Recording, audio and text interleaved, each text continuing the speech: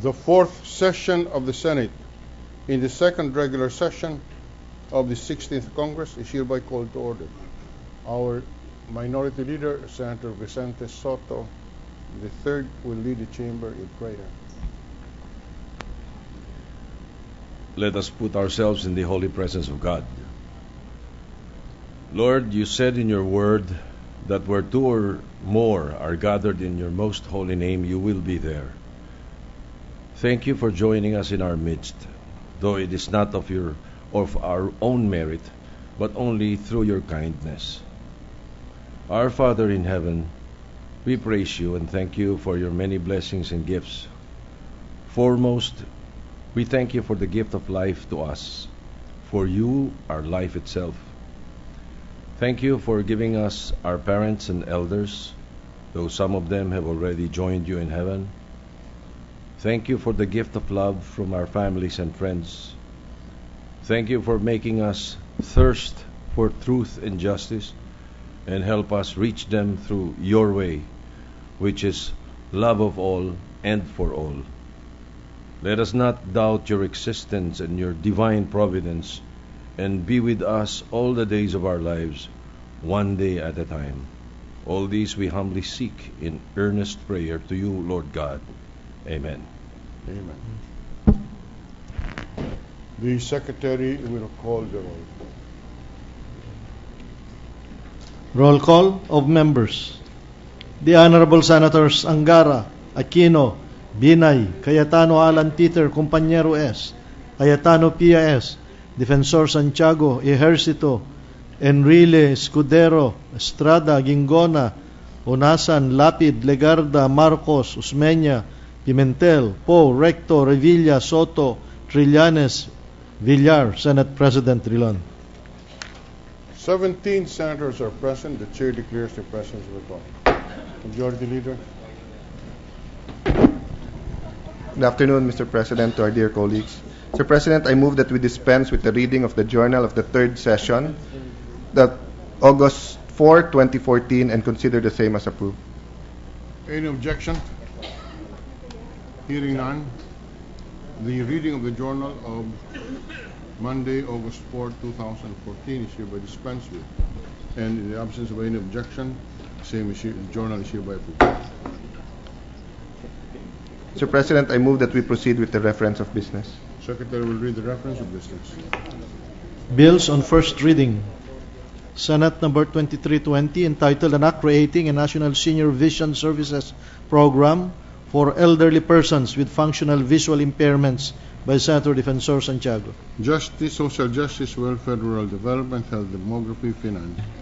Senate number 2321, an act prohibiting the use of mercury in dental amalgam fillings, by Senator Defensor Santiago.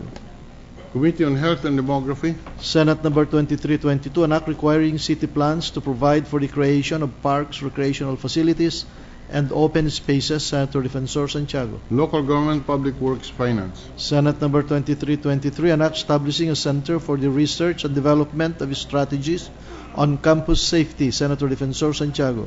Local Government, Public Works, Finance.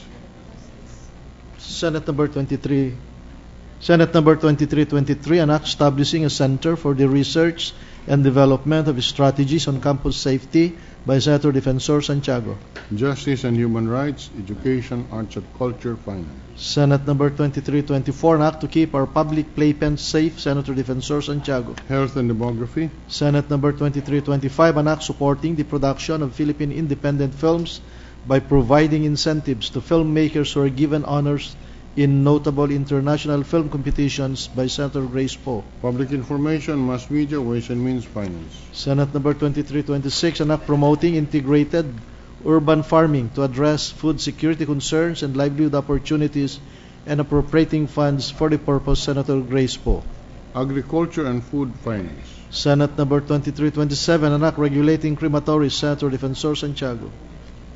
Health and Demography, Local Government. Senate number 2328, an act regulating the aquarium aquatic life collecting industry, by Senator Defensor Santiago. Environment and Natural Resources. Senate number 2329, an act establishing the Committee on School Discipline Policy within the Juvenile Justice and Welfare Council, by Senator Defensor Santiago. Justice and Human Rights, Youth and Finance. Senate number 2320, an act establishing pilot programs to expand student access to digital course materials, Senator Defensor Santiago. Education, Arts and Culture, Finance. Senate number 2331, an act directing the Secretary of Health to establish an interagency coordinating committee on pulmonary hypertension to develop recommendations to advance research, increase awareness and education, and improve health and healthcare, Senator Defensor Santiago. Health and Demography. Senate number 2332, an act further strengthening the social amelioration program in the sugar industry, amending for this purpose certain provisions of RA number 6982 entitled an act strengthening the social amelioration program in the sugar industry, providing the mechanics for its implementation and further purposes by Senator Ejercito Estrada. Labor, Employment, Human Resource Development. Additional reference of business. Bills on first reading. Senate number 2333 entitled an act providing for a minimum monthly net take-home pay for all government employees after authorized deductions by Senator Paulo Benigno Bamaquino IV.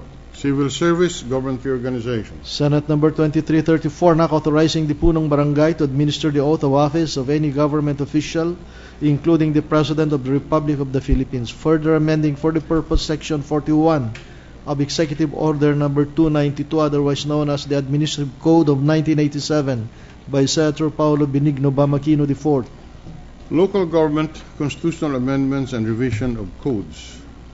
Senate number 2335, an act strengthening the Witness Protection, Security and Benefit Program, amending for the purpose Republic Act number 6981, otherwise known as the Witness Protection, Security and Benefit Act, and providing additional funds therefor by Senator Sani Angara.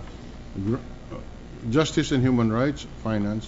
Senate number 2336, an act granting the Magna Carta for daycare workers, providing funds therefor and for other purposes, Senator Cynthia A. Villaro. Social Justice, Welfare, Rural Development, Civil Service, Government Reorganization. Resolution, PS Resolution number 803, entitled Resolution Directing the Proper Senate Committee to conduct an inquiry in aid of legislation on the reported need for the public to be wary of unregistered eye drops by Senator Defensor Santiago. Health and Demography, Trade, Commerce and Entrepreneurship. Second, additional reference of business. Committee report number 59, submitted by the Committee on Finance on PS Resolution number 569, introduced by Senator Pimentel III, entitled Resolution Calling on the Commission Audit to conduct a special audit of the Department of Agriculture's Organic Agricultural Fund, especially for the year 2012, recommending its approval with amendments. Sponsors, Senator Escudero and Pimentel III. For the calendar of ordinary business. Third, additional reference of business, committee report. Committee report number 60, submitted by Committee on Civil Service and Government Reorganization on Senate number 161, introduced by Senator Trillanes IV, entitled an act providing for security of tenure for all casual and contractual employees of the government who have rendered the prescribed years of service in the national government agencies and the local government units and for other purposes, recommending its approval with amendment, taking into consideration Senate number 688 and 2040, sponsors Senators Trillanes IV, Legarda, and Ejercito Estrada. Calendar for ordinary business.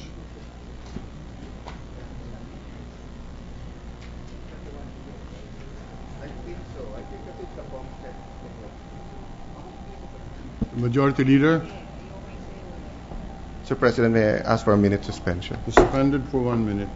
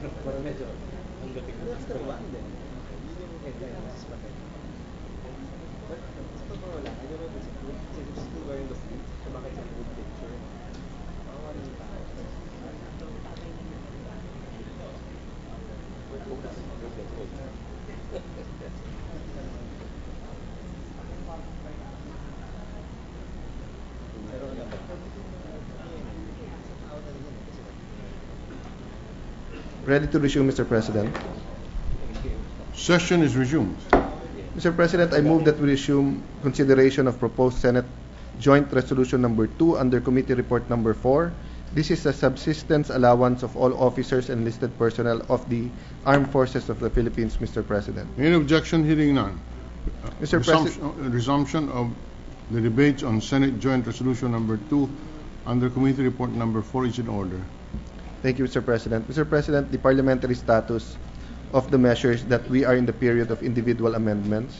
I thus move that we recognize the sponsor, Senator Sonny Trillanes, to accept amendments, to accept or to discuss the amendments of the senators, Mr. President. Senator Trillanes, the principal sponsor, is recognized. Thank you, Mr. President.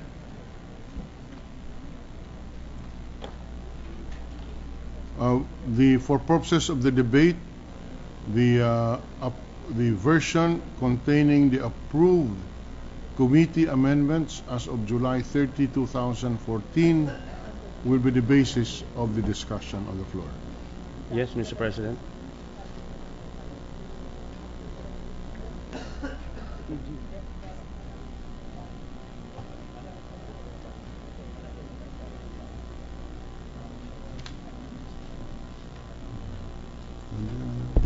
Amendments ko eh.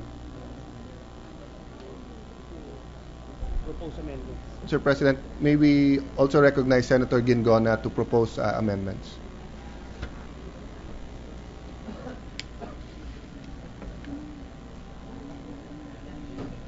Mr. President. Yes, we have recognized the good senator. Thank you, Mr. President.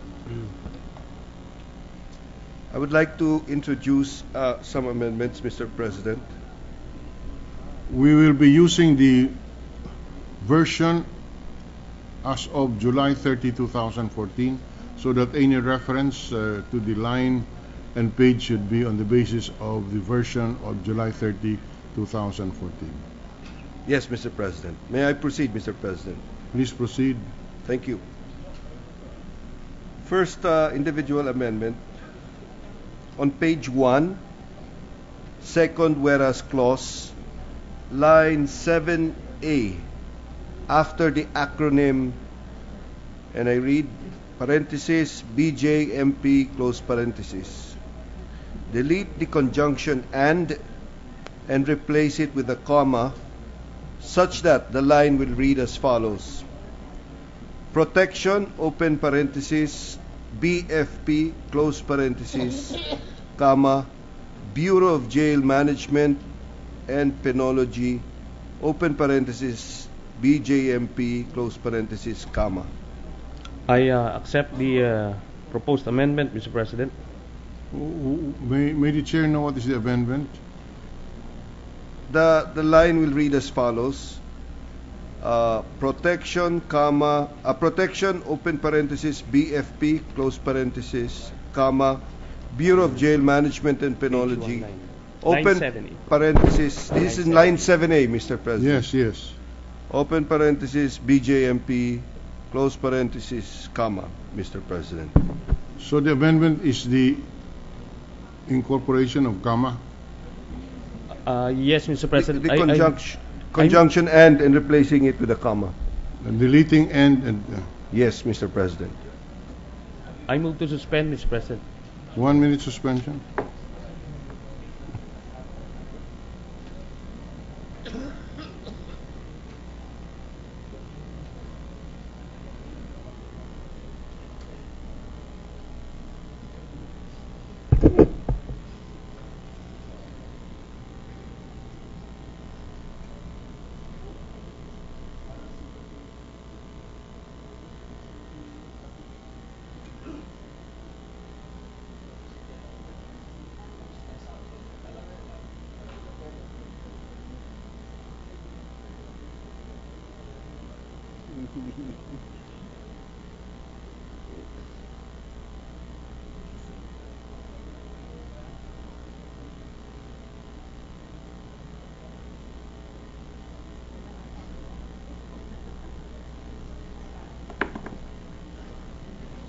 Session is resumed. May I proceed, Mr. President? Yes, so the amendment, the Gingon amendment, is accepted by the sponsor for the record. Amendment number 2. On the same page, and whereas clause, line 7B, after the word cadets, insert the phrase and the Philippine Coast Guard, open parenthesis, PCG, close parenthesis, such that the line will read as follows. Philippine National Police Academy, open parenthesis, PNPA, close parenthesis, cadets, and the Philippine Coast Guard, open parenthesis, PCG, close parenthesis, and provide adequate. End of amendment. What does the sponsor say? I accept the amendment. Any objection? Hearing none, approved. Thank you, Mr. President. Amendment number 3 on the same page. Third whereas clause, line 10. After the acronym DILG, insert the phrase and the DOTC, such that the line will read as follows. Personnel of the DILG and the DOTC receive measly salaries, comma, inadequate allowance, and insufficient. End of amendment, Mr. President. May, just for the reference of the chair, what does that initial stand for? I'm sorry, I asked. What's the name of the agency? DOTC, Department of Transportation and Communication. DOTC. And you're referring here to the Coast Guard, Mr. Sponsor? Yes, Mr. President. May I suggest that We spell out instead of DOTC, we just place Philippine Coast Guard to avoid any confusion, if that is acceptable, rather than placing DOTC. Just to clarify that we are referring well, to just yes, PCG. yes, but just for consistency, because it speaks of DILG, meaning the police under DILG, so the department is DILG. So if we talk of the Coast Guard, the department will be DOTC. Yes. But I have no objections. Can we say DOTC parenthesis PCG? So that Philippine it Coast is Guard. clear. Well, that's the Coast Guard. Yes. Yes. What is the pleasure of the minority leader? Thank you, Mr. President. Might as well spell out the DILG. You're going to plus DILG and then Department of Transportation and Communications. Might as well Department of Interior and Local Government and the Department of The point Transportation. of the chair is that the point of the chair is that just to place the DOTC can be so broad that it could lead to questions as to who the uniformed personnel are in DOTC. The suggestion of the chair is if we want to place DOTC, we should include as to be specific parentheses PCG, so that it is clear that who are referred to in the DOTC are only PCG. Understood, Mr. President. I have no problem with that, Mr. President. I am just suggesting that might as well spell out DILG also if you're going to do that. Thank you. It's up to the proponent. I accept the proposed amendment, Mr. President. So how will now line 10 read? So the line will read, personnel of the DILG and the DOTC dash PCG Okay. dash PCG receive measly salaries, comma, inadequate allowance and insufficient. Any objection? Hearing none. Amendment number 4 on the same page, fourth whereas clause, line 13B, after the acronym BJMP, delete the conjunction and replace it with a comma, such that the line will read as follows: and non-commissioned personnel of the PNP, comma, BFP, comma, BJMP, comma, PNPA cadets. Any objection? Hearing none. Amendment number 5 on the same page, same whereas clause and line.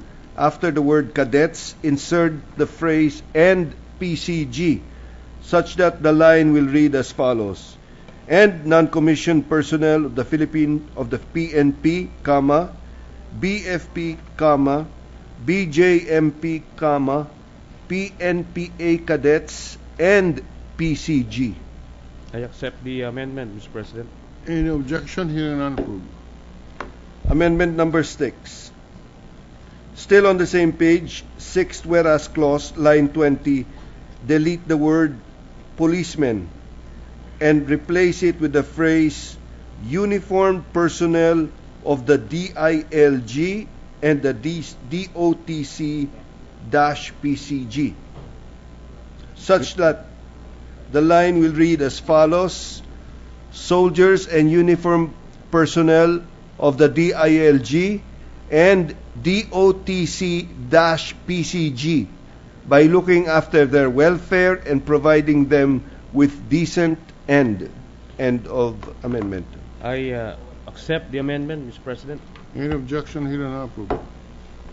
Seventh Amendment on page 2, seventh whereas clause, line 2, after the acronym AFP, delete the conjunction and replace it with a comma such that the line will read as follows: Armed Forces of the Philippines, open parenthesis AFP, close parenthesis, comma, the Philippine National Police, comma, Bureau of Fire, end of amendment. Accept the amendment, Mr. President. Any objection? Hear and approve. Amendment number 8 on the same page and whereas clause, line 2A, after the words Bureau of Jail Management Penology, delete the conjunction and replace it with a comma such that the line will read as follows: Protection, comma, Bureau of Jail Management and Penology, Philippine, end of amendment. Accept the amendment, Mr. President. Any objection? Hear and approve. Amendment number 9 on the same page and whereas clause, line 2B, after the word cadets, insert the phrase and the Philippine Coast Guard, such that the line will read as follows: National Police Academy Cadets and the Philippine Coast Guard, and to provide, end of amendment. Accept the amendment, Mr. President. Any objection? Hear and approve. Still on the same whereas clause, line 5, after the acronym DILG, insert the phrase and the DOTC-PCG, such that the line will read as follows: and the uniformed personnel of the DILG and DOTC-PCG from 90 pesos to 1, end of amendment. I accept the amendment, Mr. President. Any objection? Hear and approve. Amendment number 11 on the resolutory clause, line 10B, after the acronym BJMP, delete the conjunction and replace it with a comma such that the line will read as follows: Penology, open parenthesis, BJMP, close parenthesis, comma, Philippine National Police Academy, open parenthesis, PNPA, close parenthesis, cadets, end of amendment. I accept the amendment, Mr. President. Any objection? Hear and approve. Amendment number 12 on the same resolutory clause and line after the word cadets, insert the phrase and the Philippine Coast Guard, open parenthesis, PCG, close parenthesis, such that the line will read as follows: Penology, open parenthesis, BJMP, close parenthesis, comma, Philippine National Police Academy, open parenthesis, PNPA, close parenthesis, cadets, and the Philippine Coast Guard, open parenthesis, PCG, close parenthesis, end of amendment. Accept the amendment, Mr. President. Any objection? Hear and approve. On the second resolutory clause, line 13, after the acronym AFP, delete the conjunction and replace it with a comma such that the line will read as follows: Defense, open parenthesis, DND, close parenthesis, in coordination with the Armed Forces of the Philippines, open parenthesis, AFP, close parenthesis, comma, the, end of amendment. Accept the amendment, Mr. President. Any objection? Hear and approve. Amendment number 14 on the second resolutory clause, line 15B, after the word cadets, insert the phrase and the Department of Transportation and Communication in coordination with the Philippine Coast Guard, open parenthesis, PCG, close parenthesis, such that the line will read as follows: Academy, open parenthesis, PNPA, close parenthesis, cadets, and the Department of Transportation and Communication in coordination with the Philippine Coast Guard, open parenthesis, PCG, close parenthesis, shall promulgate and immediately issue the rules and regulations, end of amendment. Accept the amendment, Mr. President. Any objection? Hearing none, approved. Amendment number 15, still on the second resolutory clause, line 18, after the acronym DND, delete the conjunction and replace it with a comma, such that the line will read as follows: which amounts shall be charged against the savings of the DND, comma, the DILG for the current. End of amendment. Accept the amendment, Mr. Any President. objection? Hearing none, approved. Amendment number 16, still on the same resolutory clause and line, after the acronym DILG, insert the phrase and the DOTC dash PCG, such that the line will read as follows: which amounts shall be charged against the savings of the DND, the DILG, and the DOTC for the current. End of amendment. Accept the amendment, Mr. President. Any objection? Hearing none.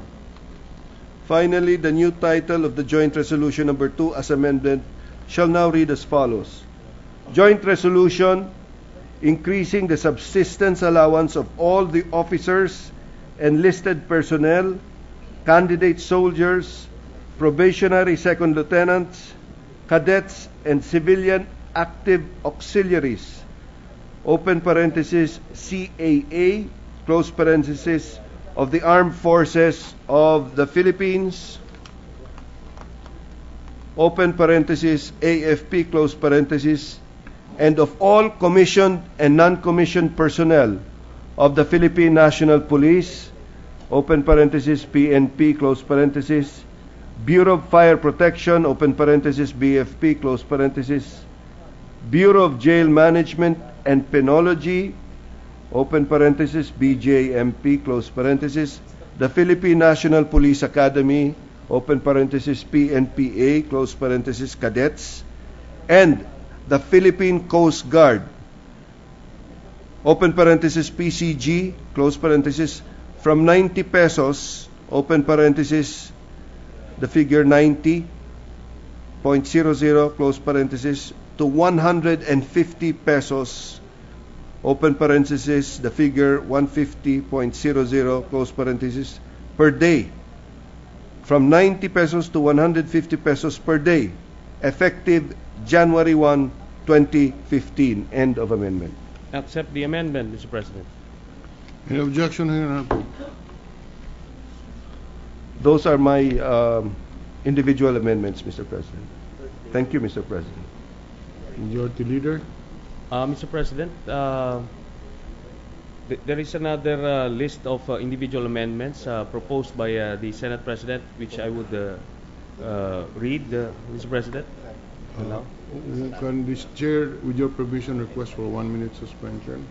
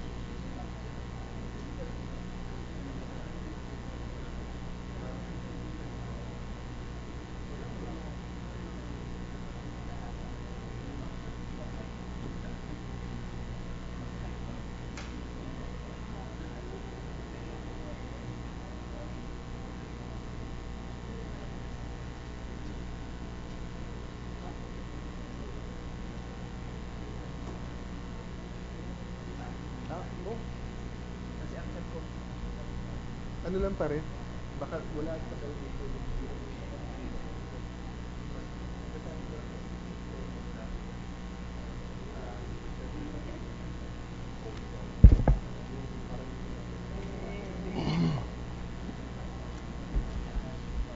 Ready to resume, Mr. President. Session is resumed. Mr. President, Majority Leader. may I ask if the sponsor and author of the measure would accept some amendments which will deal with only the style, Mr. President? Yes, Mr. President. Gladly, Mr. President. Mr. President, the first and the new second whereas clause shall now read as follows, Mr. President. Whereas Article 10, Section 21 of the Constitution provides that the preservation of peace and order within the region shall be the responsibility of the local police agencies, semicolon. What's that? There is a first whereas clause. Sorry, Mr. President. Yes. Please. So let me reread it, Mr. President. Yes. Whereas, then we will delete the 1987 Constitution expressly, and then go back, Mr. President. Article 2, Section 2 of the Constitution declares that the Philippines is the protector of the people and the state, and its goals is to secure the sovereignty of the state and the integrity of the national territory. And that the preservation, then we will delete the end part, Mr. President. I accept the amendments, Mr. President. Any objection? Hearing none. Approved. Mr. President, for clarity, I will also submit what I'm reading both to the author and to the Secretariat later on, Yes. just in case there's any confusion. Please Mr. proceed. President, the second whereas clause shall be the new third whereas clause and shall now read as follows. Whereas it is likewise the policy of the state to promote the professionalism. The third whereas clause is whereas Article 10, the one that you previously read, Mr. Majority Leader. Yes, Mr. President.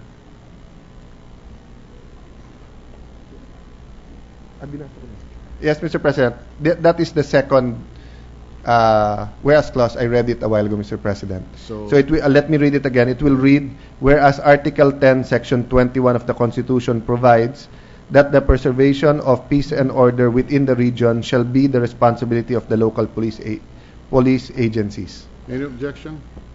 Majority, what does the sponsor say? I accept the amendments, Mr. Any President. objection? Hearing none. Approved. Mr. President, the second whereas clause, the original second whereas clause, shall be the new third whereas clause and shall now read as follows. Whereas it is likewise the declared policy of the state to promote the professionalism in the AFP, Philippine National Police, Bureau of Fire Protection, Bureau of Jail Management and Penology, and the Philippine National Police Academy, and to provide adequate remuneration and benefits to its members. I accept the amendments, Mr. President, but we will incorporate the earlier amendments of Senator T.G. Ingona, Mr. President. Insofar as it refers to the DOTC Philippine Coast Guard. Yes, Mr. President. All right. Thank you, Mr. President. Any objection? Hearing none. Approved. Mr. President, the third whereas clause shall be the new fourth whereas clause and shall now read as follows. Whereas the military and the uniformed personnel of the Department of Interior and Local Government, DILG, receive inadequate and insufficient allowances and benefits and are among the lowest paid public servants, semicolon, Mr. President. I accept the amendments with the same manifestation that we will incorporate the earlier amendments of Senator T.G. Ingona in as far as the DOTC PCG are concerned. Thank you, Mr. President. Any objection? Hearing none. Approved. Thank you, Mr. President. Thank you to the sponsor. The fourth whereas clause shall be the new fifth whereas clause and shall now read as follows. Whereas the officers, enlisted personnel, candidate soldiers, probationary candidate soldiers, probationary second lieutenants, cadets, and civilian active auxiliaries of the AFP and commissioned and non-commissioned personnel of the PNP, BFP, BGMP, and cadets of the PNPA receive a subsistence allowance of only 90 pesos per day. I accept the amendments, Mr. President, with again with the same manifestation that we incorporate the earlier amendments of Senator T.G. Ingona in as far as the DOTC PCG are concerned. Thank you, Mr. President. Any objection? Hearing none, approved. Thank you, Mr. President. The fifth whereas clause shall be the new sixth whereas clause and shall now read as follows. Whereas the current subsistence allowance of 90 pesos per day is no longer adequate to meet the basic needs of Filipino military soldiers and DILG uniformed personnel in view of the increasing prices of basic commodities. I accept the amendments, Mr. President, with the manifestation that we incorporate the earlier amendments of Senator T.G. Ingona. Thank you, Mr. President. Any objection? Hearing none, approved. The sixth whereas clause shall be the new seventh whereas clause and shall now read as follows. Whereas, to recognize and honor vital roles of our soldiers and policemen in action and policemen in nation building, their daily subsistence allowance should be increased from 90 pesos to 150 pesos. I accept the amendments, Mr. President. What about the DOTC PCG? It's not. They're not now receiving 190 pesos? Yes, Mr. President. Taking into consideration the earlier individual amendments of Senator T.G. Ingona, Mr. President. All right. Any objection? Hearing none, approved. Majority Leader. Mr. President, the first resolving clause shall now read as follows. Resolution clause. Now therefore it is resolved as it is hereby resolved by the Senate and the House of Representatives of the Philippines in Congress assembled to increase the daily subsistence allowance of all officers, enlisted personnel, candidate soldiers, probationary candidate soldiers, probationary second lieutenants, cadet, civilian, active authorities of the Armed Forces of the Philippines, and non-commissioned personnel of the Philippine National Police, Bureau of Fire Protection, Bureau of Jail Management Penology, and cadets of the Philippine National Police Academy from 90 pesos to 150 pesos effective January 1, 2015. I accept the amendments, Mr. President, provided we incorporate the earlier amendments of Senator T.G. Ingona, Mr. President. Any objection? Hearing none, approved. Yes. I move to suspend the session for 1 minute, Mr. President. Sorry? I move to suspend the session for 1 minute suspension.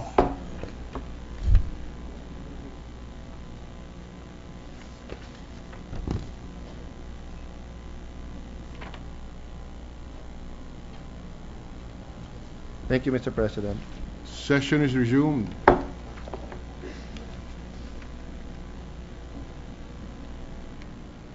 Mr. President, we already have a new seventh whereas clause because it was accepted. But we have in page 2, line 1 to 6.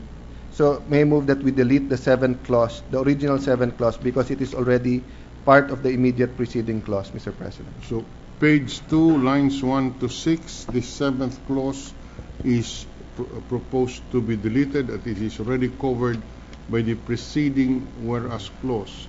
What does the sponsor say? I accept the amendments, Mr. President. In objection, herein approved.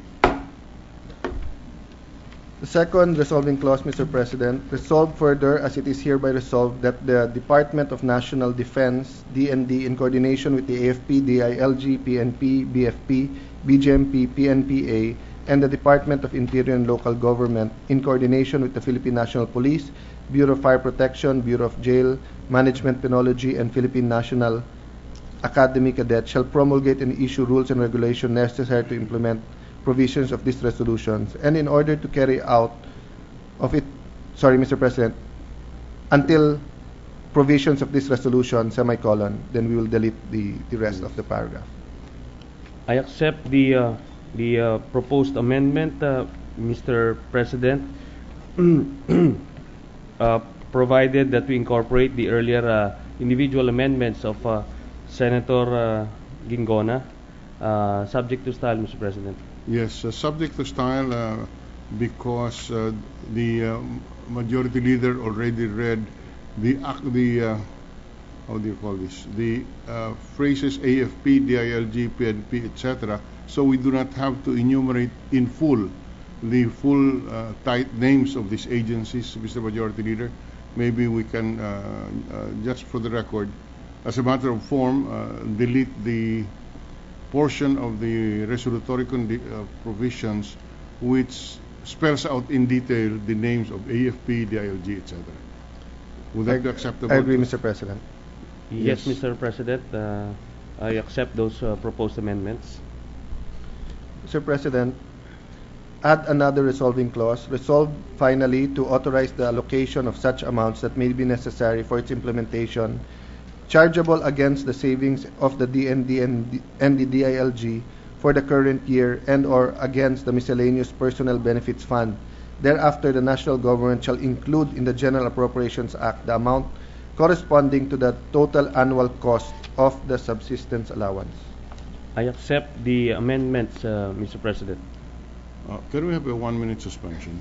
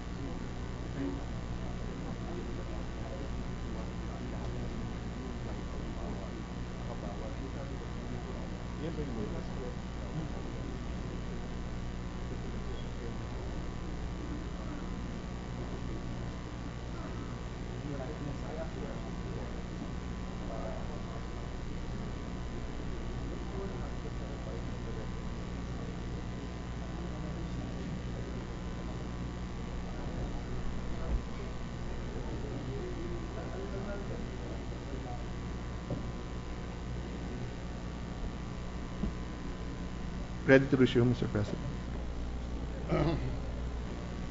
Session is resumed. Lastly, Mr. President, the title of the Senate Joint Resolution shall now read as follows. Just before that, just for the record, we have approved the additional resolving clause that the Majority Leader just read before the break, just for the record. Yes, Mr. President. All right. Yes, So Mr. President. the Minority Leader is recognized. While you're still in that final resolutory clause, on line 18, Page. we say on page 2 on the second resolutory clause, we make mention of the word savings will be charged against the savings of the DND and the DILG. What definition of savings are we pertaining to here, Mr. President? Will this What does the conform with the sponsor new? Yes. What does the sponsor say? Mr. President, may I answer that question with the permission? Yes. It is a standard wording. Before the Aquino administration changed the procedure and put the miscellaneous personal benefits fund, any law that we pass that has to do with benefits, no, or allowing whether national government agencies or local government agencies, giving them more allowances or benefits, no, and if the GAA that year when it was passed does not contain a specific appropriation for that amount, the law authorizes them to use the savings from their personal services to pay for this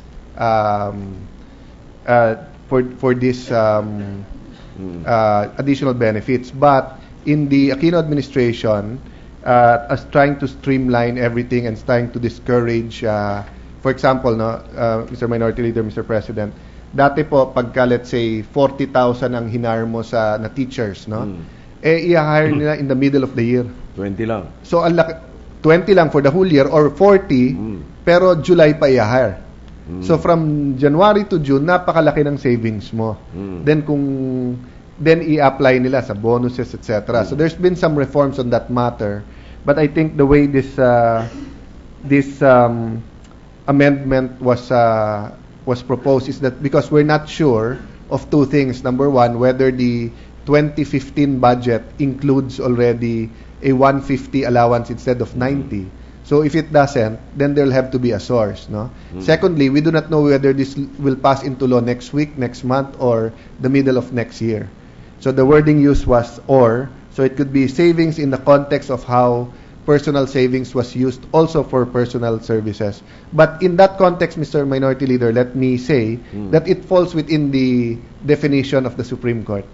Because the Supreme Court said that when the savings are actual, then it's meant to augment an item that already exists, etc. It's a law, etc. That it can be used. So in this case, if this is passed, then this is the law. So there's an item for that. Then the savings are only from, as specified in the amendment, Mr. President.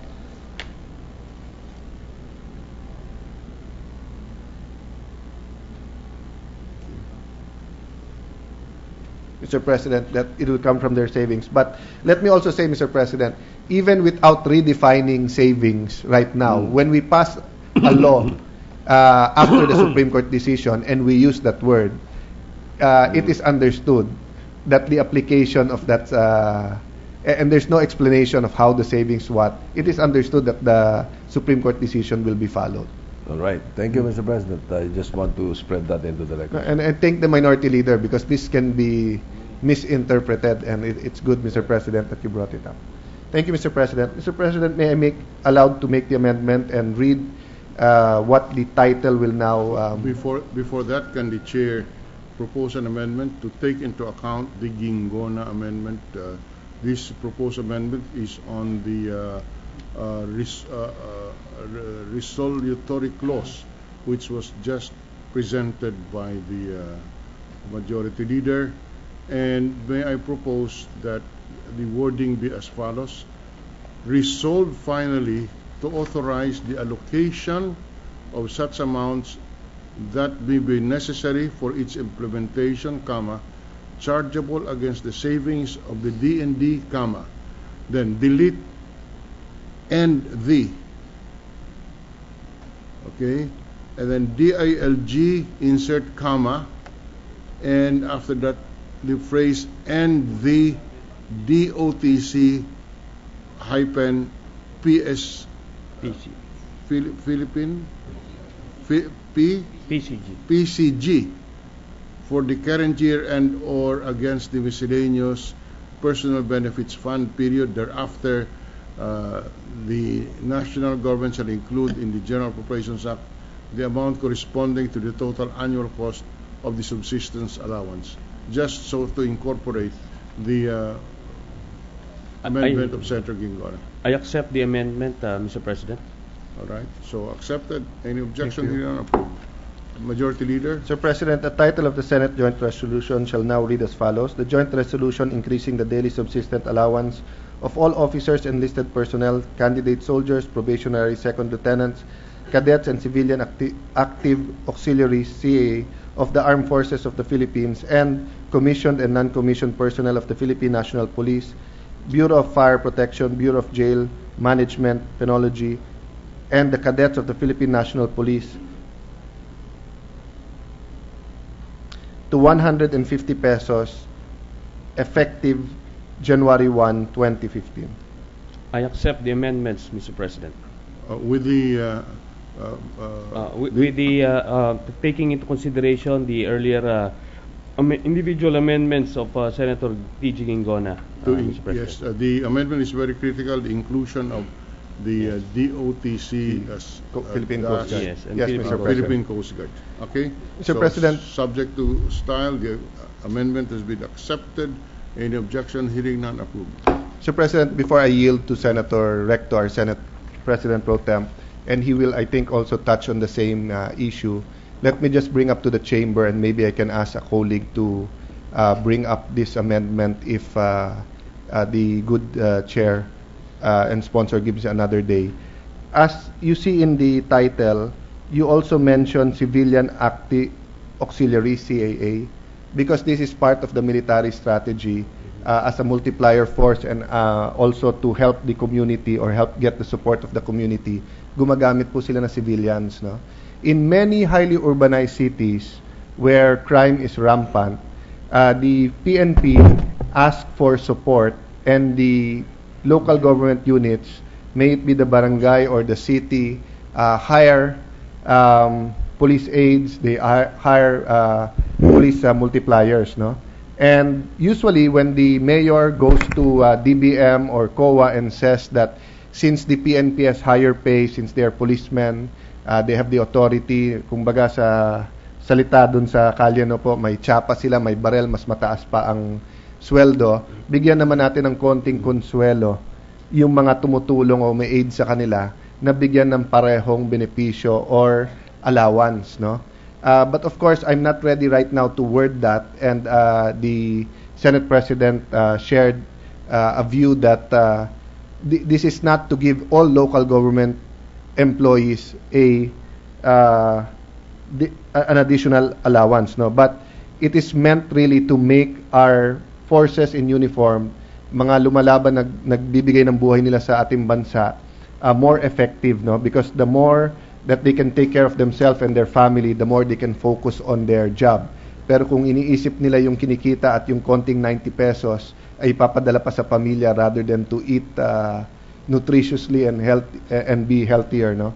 So in the same manner, Mr. President, I think na marami ding lugar na, and I think the other, I don't know po sa Coast Guard, but I'm sure sa police at sa BGMP, many of the city jails are manned not only by BGMP but by personnel of the local government. So with the permission of the author, I'll try to craft a amendment not to include them in the terms that the national government will pay for it, but so that it will be clear to the DILG, to the DBM and the COA that there is a law that allows it. Because right now, Mr. President, even if certain mayors want to, or certain city councils provincial councils would like to give the allowance, even the ordinance is questioned by COA. My view is that by ordinance, they're allowed to do it, and you don't need a national law. But if it will help and deliver the service faster, I don't see the harm. But let me just put on record this concern and this advocacy, Mr. President. So this will be charged against the local funds. Yes, purely against the local funds. The chair just would like to put on record that we better be very clear as to who in the LGUs would be covered to avoid confusion and precisely to make sure that the authority is clear enough insofar as the appropriation of local funds are concerned, and it can be clear by clearly specifying who are entitled to it in case the local government would decide to grant a similar benefit. Thank you, Mr. President, and I will try to craft or articulate that amendment, but that's why I'm just manifesting it now. But the next speaker, Senator Recto, is literally married to a local government and knows these issues very well. I think he will also elaborate on certain issues, including this one, Mr. President. Thank you, Mr. President, and thank you to the sponsor. Thank you, The Senate President Pro Tempore, Senator Recto, is recognized. Yes, sir. To propose Thank you, the Mr. President.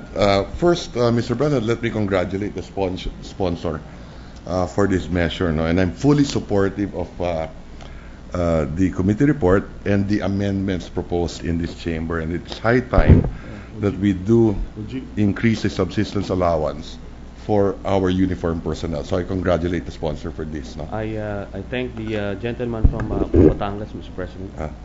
Thank you for that, Mr. President. Mr. President, I just have a few questions, just a few clarifications.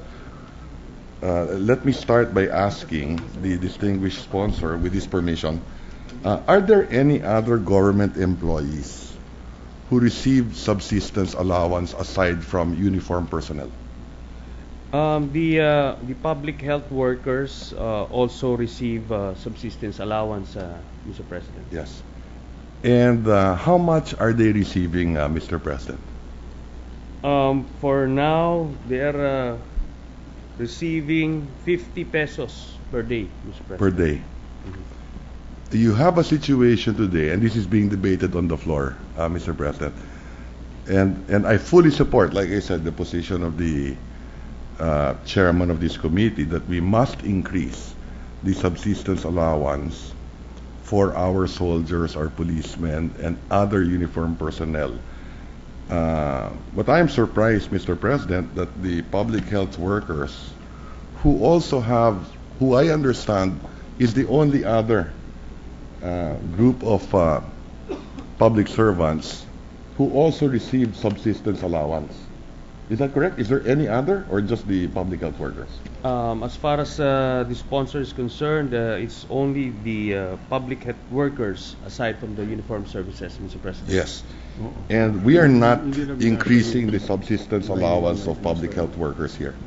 The spirit of this joint resolution is for the uniformed services by differentiated from the nature of their work, which would involve being assigned to areas that are far away from their families and whose lives are also at risk. I'm not. This is not to say that the public health workers' value to our society is Yes. less. Yes, I understand that. Yes, Mr. President. Yes, and I thank the gentleman for that.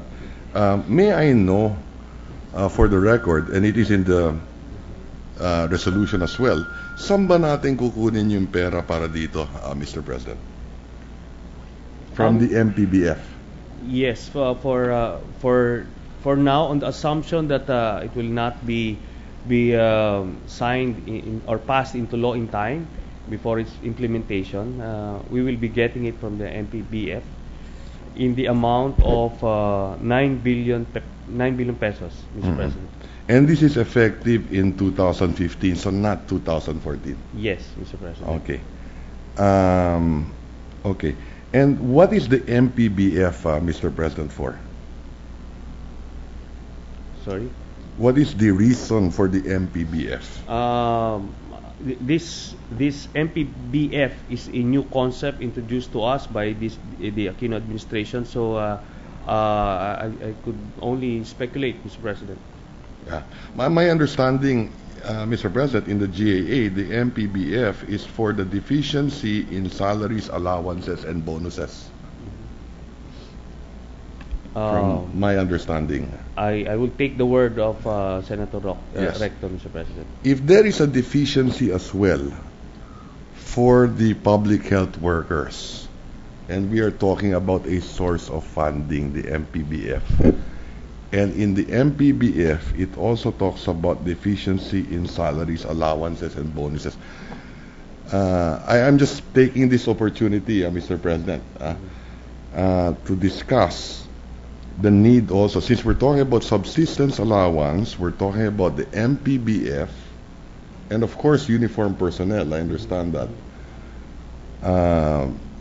The AFP is a defense force, it is a military, the PNP is civilian in character, the BJMP is civilian in character, and as the good sponsor mentioned also, the public health workers as well, doctors, nurses, midwives, dentists, who are also in many areas in the battlefield, who are there to assist also, I suppose, our soldiers, our policemen, and so on and so forth. Hindi ba kaya dapat, since we're looking at the MPBF at 53 billion naman to in 2014, and I would assume tataas din to next year, and these are regular savings anyway, hindi ba kaya pwede natin tignan din ito, possibly for public health workers as one? The observations of the good senator is very valid. However, it's beyond the competence of the committee of this sponsor, Mr. President. Yes, but since this is a committee report of the National Defense Committee, and it is in plenary for deliberation, nothing prevents us from making the amendment anyway. I would defer to the wisdom of the body, Mr. President. Yes, precisely the point. Plenary will make the decision anyway.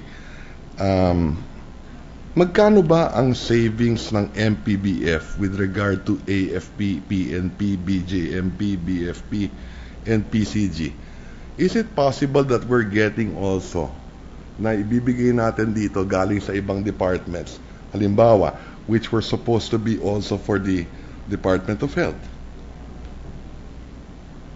Savings ng MPBF ng Department of Health, in effect. Because the MPBF is a pooled savings from Yes, Mr. all President. agencies of government, if I'm not mistaken. No, the MBPF is not a pooled savings. Okay. The MBPF is an item in the regular budget, Yes.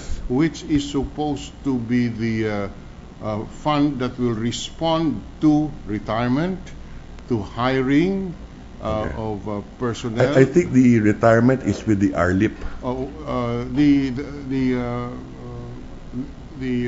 For the field, the field position, Well, the unfilled positions as well. All right. In any case, these are not savings. These are really pooled. These are really items in the budget, particularly to the unfilled positions. Correct. In other words, instead of placing the total budget of a particular department for personnel, Yes. including the unfilled position, Yes, correct. that portion which is pertaining to the unfilled position Correct. is placed in the MBPF, and when the department fills up the vacancy, Doon kukunin. doon kukunin sa Yes. miscellaneous benefit personal Correct. fund.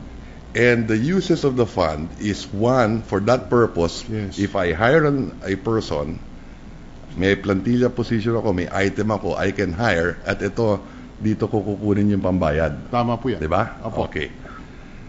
I would assume that the Department of Health would have also their unfilled positions. Yes, because that would cover all departments Correct. across the board. Correct. All unfilled positions And precisely, across the board. yes, that is correct. Including the Senate for that matter. Congress? I am not prepared to answer that Yes. because, for example, the judiciary Yes. vacancies Yes. are not included in the miscellaneous benefit personnel fund. It goes to the judiciary. Okay, I understand that. Thank you for that, Mr. President. But the point is,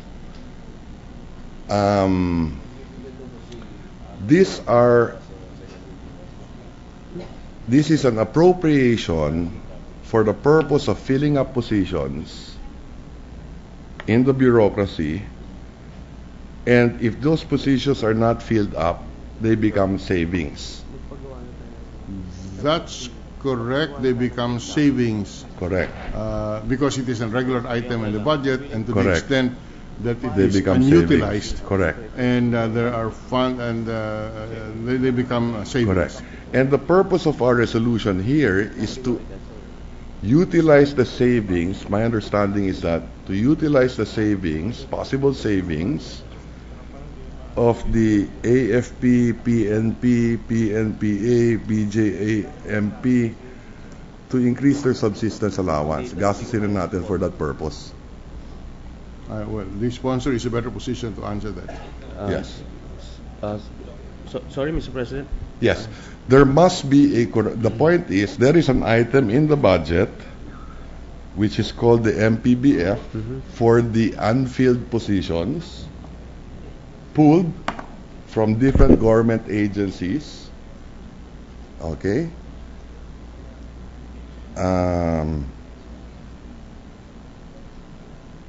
In this case, which would definitely include the health department as well.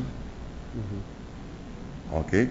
And we're talking of a subsistence allowance. From my understanding, only aside from everyone mentioned here, maybe only the Department of Health, which would be the public health workers, who also receive a subsistence allowance.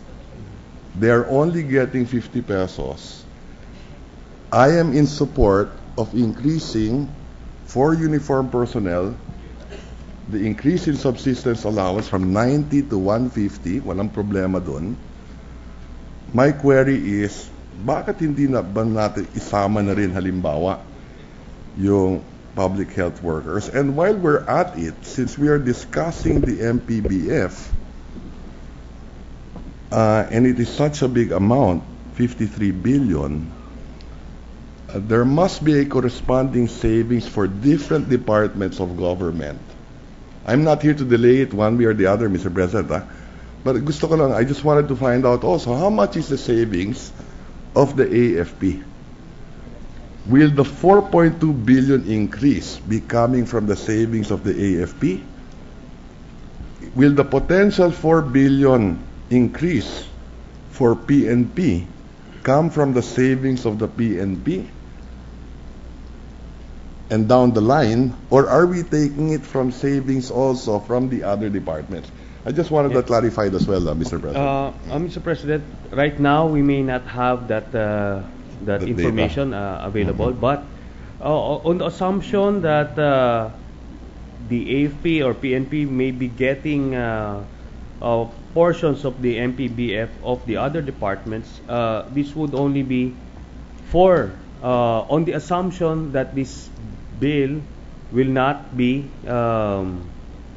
passed before the start of the year, but and not incorporated in the 2015 General Appropriations Act, because by then, once it's going to be included already, it's going to be part of the General Appropriations, Mr. President, and not coming from the MPBF of a specific department,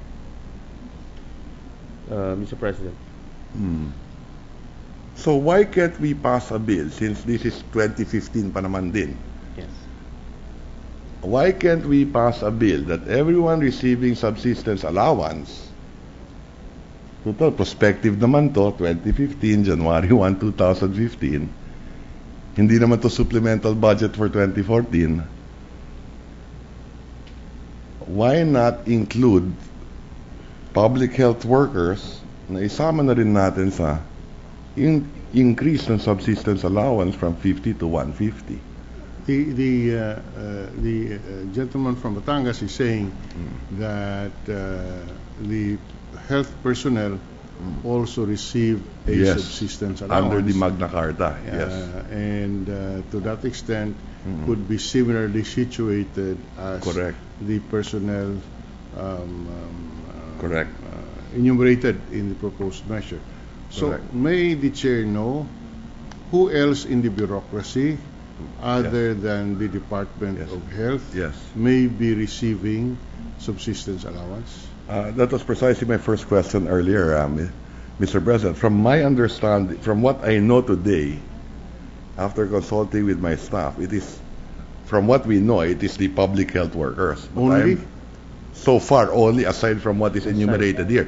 So the effect is that we're leaving them out, in effect. Yeah, I know, but Yes, in effect, you're leaving out under your proposition Yes. the Department of Health. Yes. But then, if there are others similarly situated, then in effect, you're also leaving them out. Hindi ko kasi alam yung iba. Alam ko yung public health workers. Sigurado may subsistence allowance. I am not sure about the others. So is it Maybe in 24 hours I can find out maybe within the period of time. Yes. So total, this is prospective din naman eh, if at all eh. Yes. Ha? And I just wanted to put on record as well my observations during one of our hearings here during the DAP. Ha? Kung malaki ang savings natin sa MPBF, may mga panukala din tayo. I think many of the senators have filed it, and I have filed it as well. Increasing pera allowances. Since we're talking about increasing benefits to our government employees, in this case, uniform personnel, what about the non-uniform personnel? I'm sure that the chairman of the committee will support that as well, as many of us will support it. And if I make a rough calculation, if you have 1 million government, here we're already talking of 382,000 government personnel. AFP 192, PNP 151, PNPA 1,050, BJMP 10,000, BFP 20,000, PCG 7,800. We're talking already here of 400,000 more or less. Ang natitira 600,000 na lang. Government employees, 1 million. Let us assume 1 million government employees. There are proposals to increase their pera by 3,000 pesos a month. Pareho din naman yan, parang subsistence allowance din yan eh. Okay, now, at 3,000 a month, that is 3 billion a month.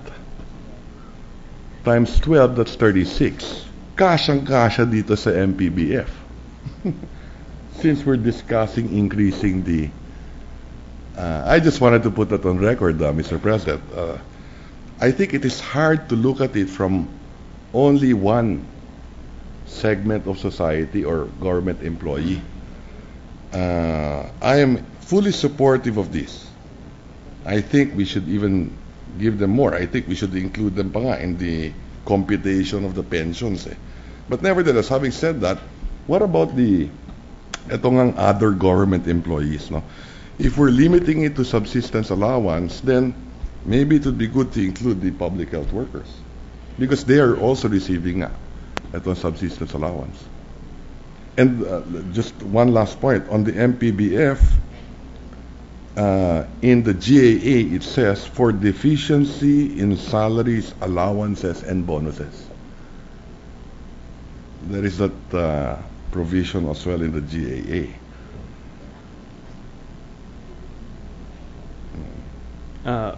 Yes, Mr. President. This sponsor is very much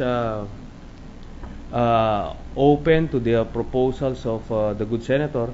However, again, I reiterate that it's beyond the competence of the committee. Now, if the good senator would propose specific amendments, then I would leave it to the body to. Yes, I understand. Yes, That's a fair position, Mr. President. Just let me point out that the increase that we are giving here to these 6 agencies is roughly 9.1 billion. That's about a little less than 20% of the MPBF. Malaki pa yung matitira in the MPBF. no? And like I said, if you were to look at it by department as well, magkano ba yung potential savings nga naman ng kada department? I think all agencies of government do not have completely filled up positions na pwedeng dun din kunin yung whether it's a subsistence allowance, a pera allowance, and the like, Mr. President. I just wanted to put that on record. And we will take a look with the staff in our office if there are other similarly situated government employees who receive this subsistence allowance. So I thank the gentleman for sponsoring this and for being very candid in his responses to our queries. Thank you, Mr. Senate President. I thank the gentleman from Batangas as well, Mr. President. Mr. President, I move that we suspend the consideration of proposed Senate Joint Resolution number 2 under Committee Report number 4. Yeah, the consideration of the measure is suspended, and the Secretariat is directed to prepare a new version of the proposed Senate resolution incorporating the amendments already approved on the floor. Mr. President, I move for a 1-minute suspension. Suspended for 1 minute.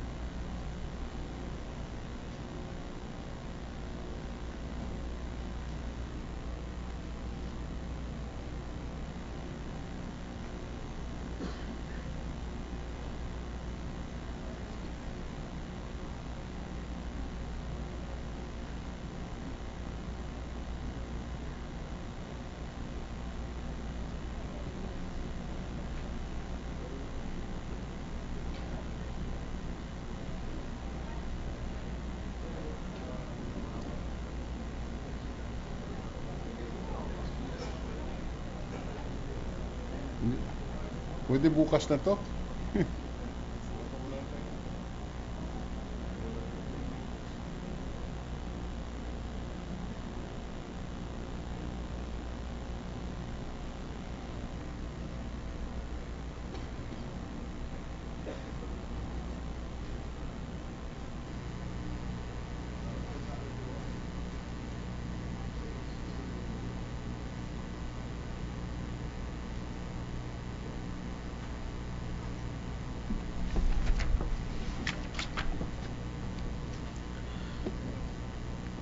Ready to resume, Mr. President. Session is resumed. Mr. President, on some administrative matters, I would like to manifest that the Senate President be made co-author of Senate Bill number 712 under Committee Report number 58, and this is the mandatory PhilHealth coverage for senior citizens bill, Mr. President. Noted. Finally, Mr. President, I'd like to move that we adjourn the session until 3 o'clock in the afternoon of Wednesday, August 6, 2014. Session is adjourned until 3 p.m. of Wednesday, August 6, 2014.